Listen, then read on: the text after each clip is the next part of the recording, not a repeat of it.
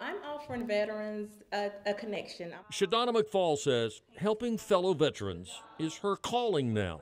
I'm offering veterans things that they may not know how to do. While she was active duty in the Air Force, Shadonna created Mo's Heroes, a nonprofit group to help homeless veterans.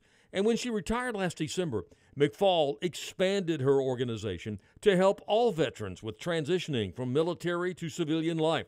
According to the latest figures, Fayetteville's homeless population is around 1,200, including homeless veterans. And getting help and services to those homeless vets is just one of the goals of Mo's Heroes. We look at each veteran case by case, since they may not know about other nonprofit services. They may not know about other programs that are available to help them in their situations. Her work has been profiled in numerous military and veterans magazines. Now, living in her hometown of Fayetteville, Shadonna says she's helped veterans find jobs, get driver's licenses, and even help veterans get VA medical and other services. It could be that they're not getting the information or they just don't know how to act on it. She's using her Air Force training and a big heart to reach out and help any veteran who needs it. And if you ask her why she's doing it, she'll tell you she's one of them and she cares.